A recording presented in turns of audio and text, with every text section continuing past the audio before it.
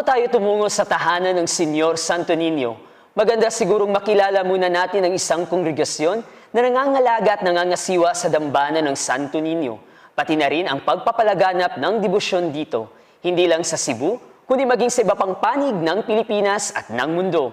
At upang ipakilala sa inyo mga kahabits, ay narito, kasama natin si Reverend Father Rick Anthony Reyes, OSA, mula sa Order of St. Augustine, o mas kilala bilang mga Agustinians. Hello po, welcome to the Habits. Hello po, Father Felmar and Brother Redden, at sa lahat pong nanonood sa atin ngayon sa Kahabits. Father, so nasaan po tayo ngayon? Ako, I'm sure, first time ko kasing makaakyat dito sa lugar na to. So tell us, Father. So we are here now in the belfry, the newly restored belfry of the Basilica del Santo Niño. As you have known, Brother Redden, itong place na to kung saan tayo ngayon, in 2013, it was toppled because of an earthquake that happened in naalala ko yan po, Father. October 15. Yes. So as you can see here, this is already a restored structure. This is a very historic belfry. It's because first and foremost, it's part of the original church, no? And of course, most of the areas of the church and of the convent dated from 1700s, specifically 1735 to 1740 construction. Kasi ang simbahan, ilang ulit na nasunog, ilang ulit na ibinatayo, ilang ulit na there were a lot of renovations and reconstructions, and eventually by 1735 to 1740, the whole church that we are now having with this tour is surviving. And from 1735 or 1740, the 5-year construction, ito po yung simbahan natin ngayon. Again, we wish to thank the Order of St. Augustine, Province of Santo Niño de Cebu, or commonly known as the Agustinians, for being with us here on the spot. Next week, join us again as we explore consecrated life, the church, the world, and the society. This has been your Kahabit, Father Felmar Fiel of the Society of the Divine Word. Thank you very much for joining us in our weekly religious routine. This is your Kahabit, Brother Reden Liken of the Order of St. Augustine, Province of Santo Niño de Cebu, Philippines, signing off from your weekly inspiration and information companion. We have been the Habits! Mabuhay Pilipinas, and hello to the rest of the world! Welcome to your new companion in looking at the church, the world, and the society from the religious point of view. This is your Kahabit, Sister Happy Montecillo of the Daughters of St. Anne. Join us for a weekly dose of inspiration and information straight from the consecrated men and women of the Philippines. I am your Kahabit, Father Angel Cortez from the Order of Friars Minor. And we are the Habits.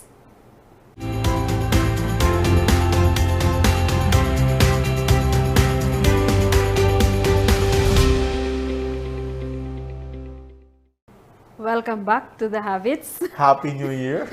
Hindi ako kasama ng first episode ng taong ito. Yes, there was Father Toots. But last week there was, what is that? Habit on the Spot. Yes. It's just the Santo Niño. And it was really very joyful, kahit nga pandemic. But you see, we are still able also to celebrate the feast. And of course, napanood ko rin yung segment yun ni Father Toots na talagang I am really touched listening to his story. And syempre, na-miss ko rin ang set na ito. Wow. At least naman. And today, we have the POV, the points, opinions, views. And I'm excited to have to listen, to interview this very nice, good missionary. Of course, hindi lang dahil malapit siya sa puso mo, at malapit din ang mission nito kung saan ka nang galing. Yes, really. Yeah. Kasi nga, close to my heart that I was in Mindanao for 6 years. Yeah, 6 years. I was also directly involved in the interreligious dialogue and ecumenism, and really joined series of formation and seminars, and to train young people, especially young people, in this dialogue. interreligious and ecumenism at the same time. Ako naman, siguro nung formation years, no, I encountered people like the Society of the Atonement. Actually, they're present here, and their main ministry is the Week of Prayer for Christian Unity. And they said that the father and mother of the Week of Prayer for Christian Unity is Father Paul Watson, who founded the Society of the Atonement. They're converts from the Anglican Church, going back to the Catholicism, and now they want to celebrate the unity among Christians. So yeah, that's why this segment is about ecumenism. And no, it's about Christian unity because we are in this week of the, what is that? Week of Prayer for Christian Unity. So simulan natin, partner. Yes, mga kahabits, anong inaabangan nyo sa episode natin? Although we already mentioned about this, pero i-share nyo po sa aming social media accounts. First, go to facebook.com/amrsp.org and don't forget to like and follow our page para kabilang ka na sa ating 10,000 followers. Wow! You can also support our Facebook live streams by sending us some stars. You can buy stars and send them to us during the live broadcast. You can also send animated virtual gifts attached to different star amounts that will appear in our streams. Dahil for every star we receive, we earn $0.01. Mga kahabits, you can click the star icon next to the chat bar to try sending stars yourselves. Tara, send na! At kahabits, suportahan nyo rin kami sa YouTube. Just visit our YouTube channel, AMRSP Media, and like, watch, and share our videos. At pinakamahalaga, don't forget to subscribe. Present din ang The Habits hindi lang sa social media dahil mapapanood din tayo sa TV Maria every Sunday nights at 8:30 p.m. with replays every Thursdays at 6 a.m. and 10 p.m. Let's start our information routine. We now begin with the religious reports.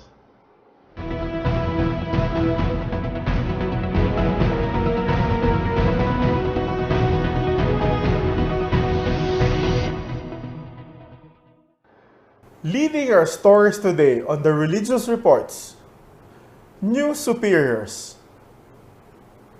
The AMRSP welcomes 2 new superiors from the Salesian Society and the Dominican Order. Reverend Father Fidel Maria Orindain, SDB, was appointed by the Rector Major as the new Provincial Superior of the Salesian Society of St. John Bosco South, Province for 2021-2027, replacing Father Godofredo Atienza, SDB. Meanwhile, the new elected Prior Provincial of the Order of Preachers Philippine Province is Father Filimon de la Cruz Jr. OP and will lead the Dominican community for the next 4 years. He replaced Father Napoleon Cepalay OP. Audience with the Nuncio. The AMRSP Joint Executive Board had its audience with the new Apostolic Nuncio to the Philippines, His Excellency Most Reverend Charles John Brown, Tuesday, January 19, 2021, at the Apostolic Nuncio Tour in Taft, Manila. The new Apostolic Nuncio got to know the congregations and ministries of his guest consecrated women and men, asked about the status quo of the consecrated women and men, including the declining vocations and red tagging, and became aware of the current situation of the Catholic faithfuls that are facing in the Philippines. The Apostolic Nuncio assured the AMRSP Board of his fraternal presence and that he can be approached anytime and is willing to be invited in parishes, convents, and monasteries. More reports from the consecrated in the Philippines. 2021 World Day of Consecrated Life. Let us all together thank God for the gift of consecrated life in the Church and in the world as we celebrate the 25th World Day of Consecrated Life and the Feast of the Presentation of our Lord. The highlight of the celebration is a solemn Eucharistic celebration presided by His Excellency the Most Reverend Charles John Brown, DD, Apostolic Nuncio to the Philippines, on Tuesday, February 2, 2021, 9 a.m. at the Santo Domingo Church, Quezon City. Members of religious congregations, societies of apostolic life, and secular institutes, both AMRSP and non-AMRSP members who intend to physically attend the celebration are requested to pre-register via the following link flashed on your screens. Then, at 3 p.m. of February 2, join us as we gather virtually on the World Day of Consecrated Life for a web conference titled Quo Vadis, Lights, Shadows, and New Frontiers for Consecrated Men and Women. With our keynote speaker, the Most Reverend Father Gerard Francisco Timoner III, OP, Master of the Order of Preachers. The celebration and the presentation will also be broadcast live at our official social media platforms on Facebook and YouTube. Save San Sebastian. The hashtag Save San Sebastian is an online petition for the ongoing restoration of the minor Basilica of San Sebastian, commonly known as San Sebastian Church, and is also a movement opposing the construction of 31-story condominium building scheduled for construction behind the country's iconic and only all-steel church run by our Augustinian Recollect brothers. The goal is to collect 400,000 signatures in time for the 400th year anniversary of the very first San Sebastian Church. As of January 19, 12 days after its launch, the petition already has over 21,300 signatures. The online petition for the hashtag Save San Sebastian campaign is still ongoing. Visit this link to sign up now and stand with us. And now, here's a report from the Holy See in the Universal Church. Pope appoints new secretary. Montefiascone titular Bishop Fabio Fabene was appointed by Pope Francis as the new secretary of the Congregation for the Causes of Saints, Monday, January 18. Prior to his new appointment, Bishop Fabene had served since 8 February 2014 as the Undersecretary of the Synod of Bishops. Women Lector and Acolytes. Pope Francis issued a motu proprio titled Spiritus Domini, Monday, January 11, changing canon law to allow women to serve as lectors and acolytes, which have previously only been held by men. However, the Pope highlighted the distinction between established or lay ministers. These are instituted or entrusted with the liturgical acts of the bishop to a lay person who already received sacraments of baptism and confirmation, and ordained ministries. This originated in a specific sacrament, the Holy Orders. The Pope added, and we quote, offering lay people of both sexes the possibility of accessing the ministry of the acolyte and the lectorate by virtue of their participation in the baptismal priesthood will increase the recognition of the precious contribution that many lay people, even women, offer to the life and mission of the Church. From the Universal Church, we move to the reports from the local church. Pastoral letter on the Tumandok killings. 8 Catholic bishops from the metropolitan sees of Capiz and Haro called on the government to hear the cries of dissent against the Halaur mega dam construction following the killings of 9 Tumandok tribes people who lead the fight against the said project last December 30, 2020.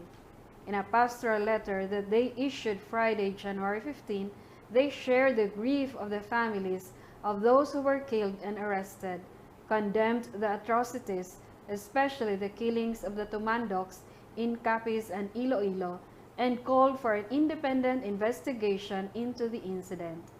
The bishops encouraged the Ilonggo community to reach out in compassion to the bereaved and displaced Tumandok brothers and sisters, and urged everyone to contribute whatever we can.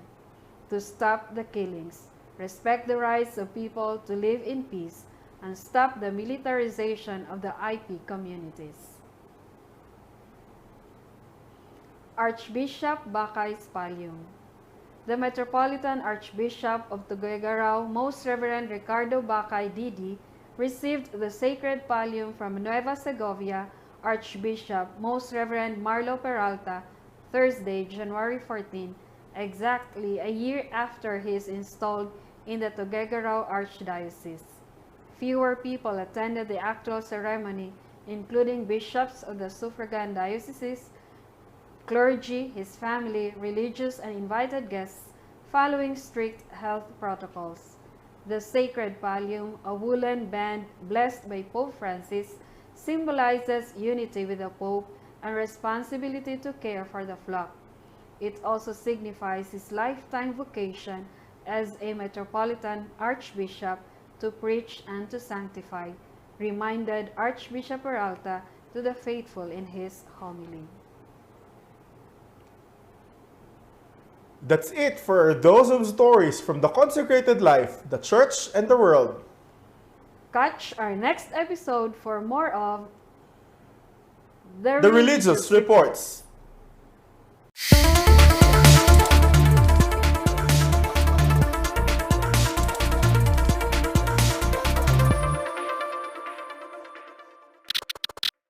From January 18 to 25, 2021, we are celebrating an ecumenical event for us Christians, the Week of Prayer for Christian Unity.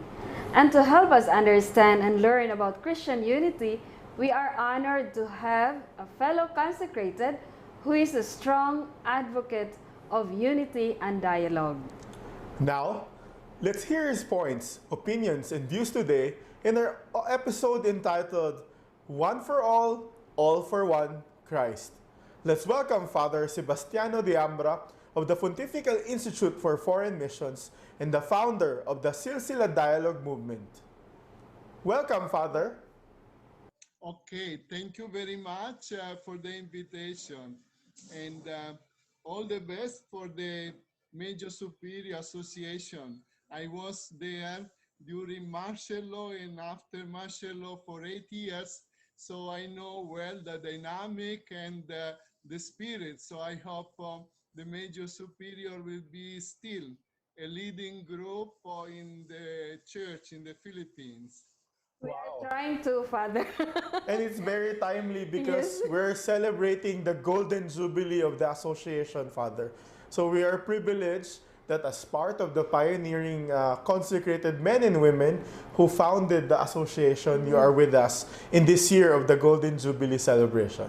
Okay, we'll see according to schedule, according to possibility to move. But of course, now we have the internet, we move like this. Last year supposed to be in Palawan with you, I understand, and nothing happened, and now we are here together. Thank you. Yes, Father, can we start for the questions? I mean, yeah, for the benefit of our viewers, can you explain to us the background of the Week of Prayer for Christian Unity, which we celebrate every January? How did it begin and what happens during these days? Okay, I think all of us, unfortunately, we know the painful process of division among Christians in the century. And so because of this division, sometimes in the past have been very dramatic if we consider the history. But now things are improving, but still a lot of journey. So in this context, what I know is that it was the Wording Council of the Church that took the initiative, and historically it started in 1908, so more than 100 years ago. And I remember in reading some record that before was considered the ottava of the unity of the Christians. Even myself, when I was a young seminarian, used to have this celebration, and this celebration coincide with the conversion of Saint Peter. No, Peter conversions, or practically it's January 18, and we'll end with Saint Paul of 25 January conversion. So it's two important liturgical events. So when they started, they consider this. Many things happen in this long history. Unfortunately, in between, we know we have the dramatic situation of the war, and first World War and the Second World War that was very dramatic. We consider the Holocaust or Hitler time, all these things. So this week have been survived no matter the situation, because I think it's very meaningful.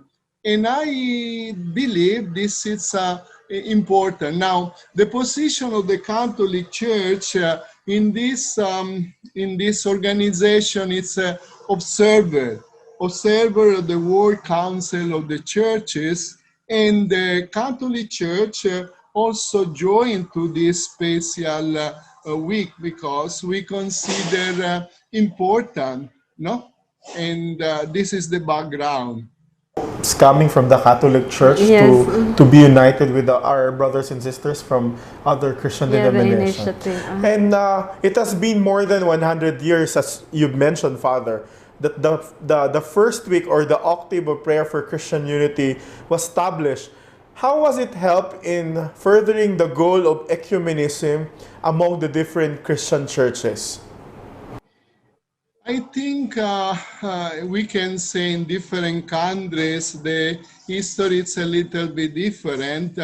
In the Philippines, the journey has been very, we can say, up and down, because we know that 500 years of Christianity, and initially in the Philippines, as we know, the Catholic were the only practical Christian group, but when the Americans came, many other denominations came, and of course there was a spreading of all this, a certain number of denominations. We know also the separation of the Iglesia independent of the Philippines. That was a sad moment, but was part of the history of the Philippines, etc. Now, I believe if we compare before and now, the situation now is much better, thanks to many things, including the Vatican II Council. No, I remember I'm one who come from Vatican II. I was in theology when it was Vatican II, and I know the spirit before and after. And after, of course, in Italy, and now in the Philippines. I've been here in the Philippines in 77, so quite long story. Now I believe the situation is improving for many reasons, and I think there is a special attention, and I know that CBCP initially has this commission that cover ecumenism and interreligious dialogue. It was in 1989, more or less, when the CBCP reflect and thought that it's better to have a separate commission for interreligious dialogue, for, we can say, special attention to the Muslim in Mindanao. At the time, the first chairperson was Bishop Capalla, and he asked me at the time I started already Silsila to be the first executive secretary of the Commission on Interreligious Dialogue. And after I've been in different stages in this commission, but I know that the relation inside the CBCP have been very good. But of course, from that time on, it was a kind of focus. The Commission for Ecumenism gave more attention to the ecumenism. So we know that ecumenism means more or less the relation among different Christian denominations. Meanwhile, when we say interreligious dialogue, we normally understand the relation between Christian and people of other religion like Muslim, Buddhist, or Hindu, etc. So more or less this has been observed. And many steps I can mention. For instance, just an example, Archbishop Capaglia, at the time became Archbishop at a certain point, organized the BUC, Bishop Ulama Forum initially, and after was called Bishop Ulama Conference. At the time I was still with Bishop Capaglia helping for the Commission in the Religious Dialogue. And I remember it was quite a good step when Archbishop Capaglia have the wisdom to say we have to have a group of bishops. It was focused on Mindanao, the Catholic Bishop of Mindanao, the Muslim leaders in Mindanao, but also the Protestants. So at the time, even up to now, Bishop Gomez, I think UCCP is part of this group that along the years have been done many good things. Of course, now it's not very active by before, but it's moving. Wow, nice because you mentioned familiar names, Father. And really for me it's close because I was also involved in that BUC, Bishop Ulama Conference, and really it's a great help. As you said, there are different commissions, but I think it's the same aspect of dialogue. But before we continue, I think let's take a break first. And yes, Father, and we continue to hear more from Father Sebastiano D'Ambra after the break po. Only here with your all-new information and inspiration companion. This is The Habits. This activity, we have many different Christian denominations. No? I remember until last year, now there is COVID, that was a pastor here, a friend in Zamboanga, who organized the biking. It's a pastor. They organize the biking with all people by hundreds, etc. So many creative things and other activities of prayer. We have to, in some way, meanwhile we promote the ecumenism, we have to reaffirm the identity of our Christian faith.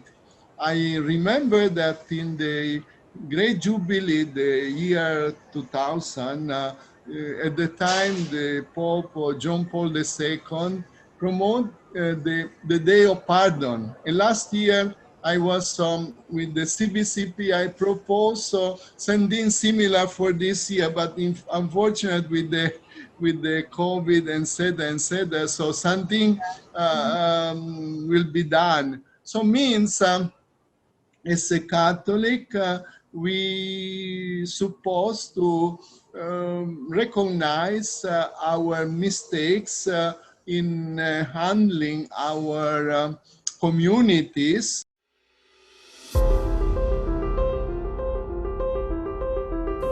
Good day, everyone. Grace-filled greetings from the Philippines. I wish to thank the Talita Kum for unceasingly advancing our advocacy and work to end human trafficking. Being one of the pioneers here in the Philippines, way back 2008, APRATH or Asia Pacific Women Religious Against Human Trafficking was formed. It was not an easy path, but just the same, we trekked the unfamiliar road to respond to these dangerous and painful realities of our people, especially young girls and women who are the most vulnerable victims. Ako, si Alicia Luzano, isang tagapagtaguyod ng karapatan ng kababaihan, bata at ng mga biktima ng human trafficking. Ngunit sa matagal na panahon, ako rin ay naging bihag na pangaalitin. Salamat sa mga laikong umalalay sa akin mula sa Women's S ng San Pedro Bautista Parish, isang parokya ng Order of Friars Minor sa Pilipinas, at ang Green and Purple Sanctuary, isang samahan ng mga kababaihang tataguyod ng karapatang pangtao. Dito ko natuklasan, naranasan kung paano ang pagmamahal ng kapwa ko at ng Diyos. Our efforts through education, collaborative awareness, raising activities, and resource mobilization, though may it be small and simple, have somehow encouraged others to raise their voice that human trafficking is inhumane and total disregard to one's dignity. Ngayon, bilang isang volunteer ng Katipunan, Philippines at isang full-time Bausi Desk Officer ng Barangay Talayan, patuloy namin lahat na ninilikap, binubuo ang isang mundong ligtas para sa mga inaapi at mga nihihirakan ang dignidad at langal ng isang tao. May the gospel values ignite and inspire us always to share in the mission of freeing the captives and release of the oppressed, for them to experience belongingness, healing, and integration toward fullness of life. Women religious and their lay partners are working together in lifting up the world. Long live Talitha Kum. God bless.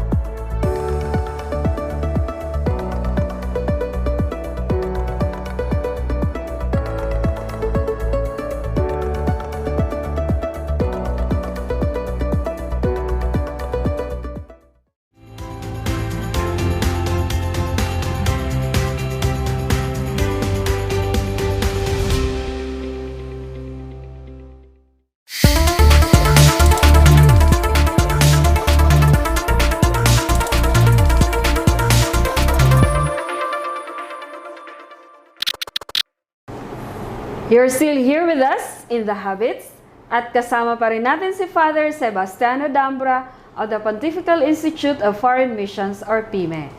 Let's continue our discussions po. In the Philippine context, what are the major milestones in the ecumenical movement? What have we achieved so far? What were the biggest stumbling block? Okay, I can say, considering my experience and what I know, one of the great achievements in recent time has been the BUC, what I mentioned before, because it was very touching to see all these Catholic bishops, the bishop of the different Christian denomination and the Muslim leader be together for days as a friend, etc. And I think that contribute a lot to create a new spirit, no? That is in general. If we want to see the great changes, of course, Vatican II was a great push in the church to say that this is the way. And if we read the document of the church for this special week, it was represent the idea that the ecumenism is not optional. It's important in the church. When we talk about interreligious dialogue, we have a document say the interreligious dialogue is an integral part of the mission of the church, but also for the ecumenism and in this aspect of relation of different Christian church, it's, I can say, more important in a sense, it's a kind of family that hopefully supposed to be united, but in reality have been divided. And we know that in this years or decades, even the Philippines, new churches, new groups with different denomination for their own purpose. And when people make this comment, one of my comment is we cannot do anything more than review our life and say most probably this new movement happened because we as a Catholic, we are not really that witness that we supposed to be. But this consideration is a reflection, like a sense of, say, we have to be witness. But in the same time, we have to respect what they believe and they do, no? Yes, Father. Really, when you talk about it, Father, for me, my heart is there. I mean, when I was in Mindanao, as I mentioned earlier, we had also this dialogue. We really need to create space wherein we can dialogue. I remember with the leaders and also with the Protestants, the Catholic, and the Muslim leaders. And then we go to this training and formation with the young people, and we formed some of these young people that they were the ones to go to the elementary schools and also to share their experience about dialogue. And it was very enriching and fulfilling for the young people. And really, those young people in my time when I was there, these are now, they got married and they continue in this field of dialogue. And it's nice to see them also to build that relationship, but not only the shallow, but really deep relationship wherein we can share about our lives, especially with Muslims and also, of course, with Protestants. And Father, our next question, having worked in the fields of ecumenism and interreligious dialogue, in your opinion, what more needs to be done in the field of collaboration between Christian churches, and in what particular areas can the different Christian churches collaborate? Okay, I know there are different initiatives because in Silsila we have been promoting all these things, but one initiative that is very promising and with a great result and challenges, it's the Word in the Faith Harmony Week. Maybe those who listen know that sometimes in 2010, the United Nations started this initiative, the Word in the Faith Harmony Week, based on the love of God and the love of neighbor. And this is a great challenge that it's an example that we have to follow. So based on this, thanks to God to, at the time I was quite inspired. It was immediately I promote this in Zamboanga, and from Zamboanga we brought to many parts of Mindanao, including I brought this to Manila. And now we have groups that the Uni-Harmony partners, Manila, Marawi, Cagayan, etc. Now, saying this, if you see the activity that already are organizing, because this special week is February 1 to 7, see, already groups are organizing. I saw the program, for instance, in Manila, they have quite challenging activity, and I, of course, so I'm in Zamboanga. I know that the list of the activity in Zamboanga is quite challenging. Now, what I can see to this activity, we have many different Christian denominations. No? I remember until last year, now there is COVID, that was a pastor here, a friend in Zamboanga, who organized the biking. It's a pastor. They organize the biking with all people by hundreds, etc. So many creative things and other activities of prayer. So I believe there are initiatives, and one of the most promising and concrete initiatives that is encouraged. In fact, just yesterday I received a letter from CBCP sent to all the bishop and the secretary with some points, and one of the points is recommending the Word in the Faith Harmony Week. So even the level of CBCP, it's an official kind of recommendation. Before was, we can say, okay, a good initiative. Now it's promoted. So all these things are entering, and hopefully our bishop, our priest, our religious superior, because you represent an association that we have a great power in a sense.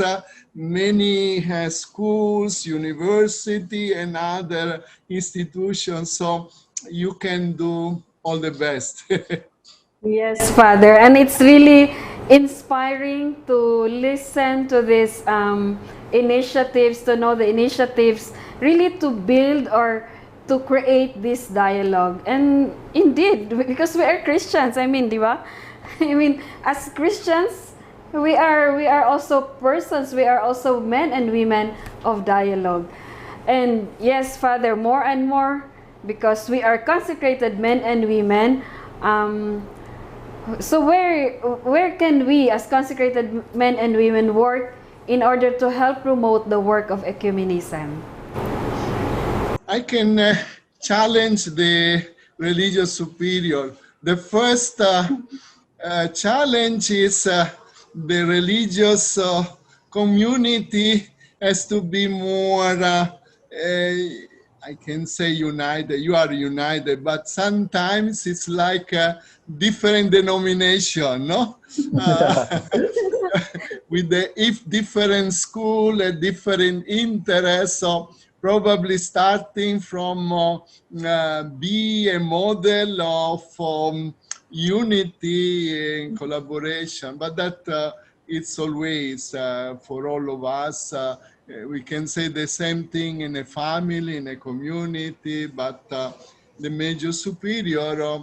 I'm very grateful that in the Philippines there is this association, and knowing from inside the association there is a lot of value and challenging. So I think starting from there. Now, on the level of the communities, I believe another point that is important, we have to, in some way, meanwhile we promote the ecumenism, we have to reaffirm the identity of our Christian faith.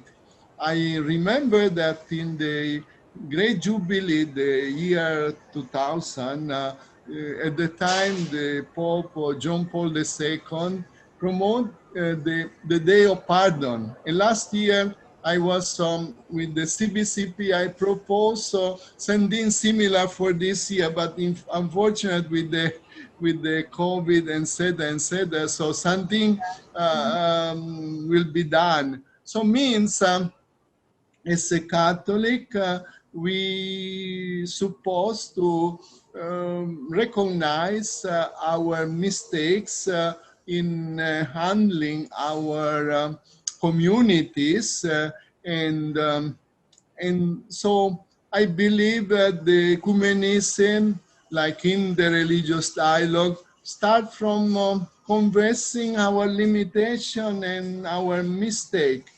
But saying this, also affirming our faith. One thing that we have to avoid, this is my observation, and this I also say sometimes, especially also for in the religious dialogue, we, of course, so it's more for in the religious dialogue, we have to avoid the temptation, because we want to promote in any case the unity and friendship, just to say, okay, we are the same, there are no problem. We have to be realistic. There are some problems. When we are honest on personal level, on community level, it is a conversion start from being honest, and to start from where we can start. So the education of our Christian community must be stronger, where I believe our Catholic will be deeply Christian but open. I can tell you my experience. We are, thanks to God, in this year, among the other things, in Silsila, we are developing a group. It's already a movement. It's called Emmaus Dialogue Movement. These are Catholic who live deeply their faith, and part also Silsila, where we are Muslim Christian, and they have the mission to be deeper in their faith and open more to dialogue. In this context, there are many good initiatives, formation, etc. And we are about to start a Emmaus College of Theology, major of interreligious dialogue, where the ecumenism will be part of that, of course. So that is our journey. Hopefully will can help to succeed. And this college is open to all. I said to the others, hopefully also congregation, and said I can send people.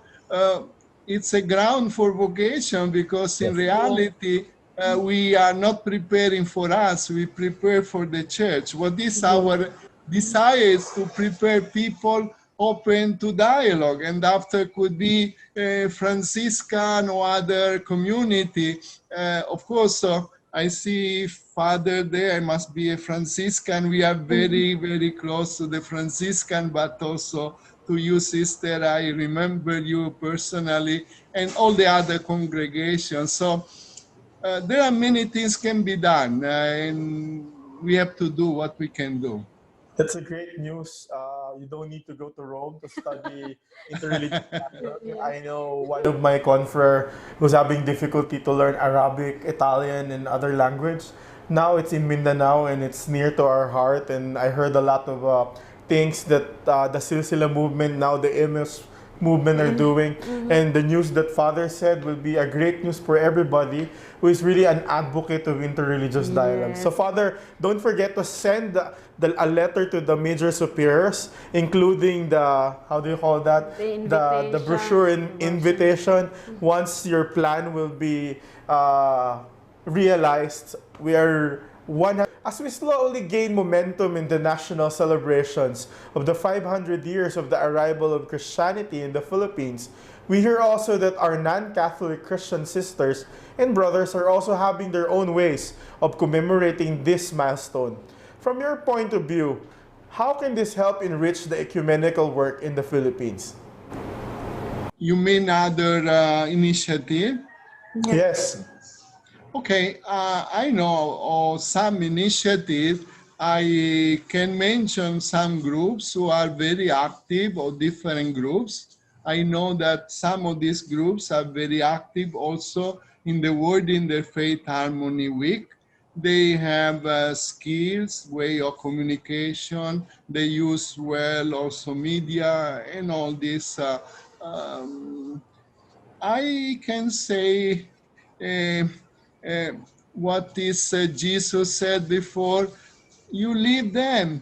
It's not against me, it's with me. No, in a sense, we do not have to be afraid of the initiative of the others. We try to collaborate and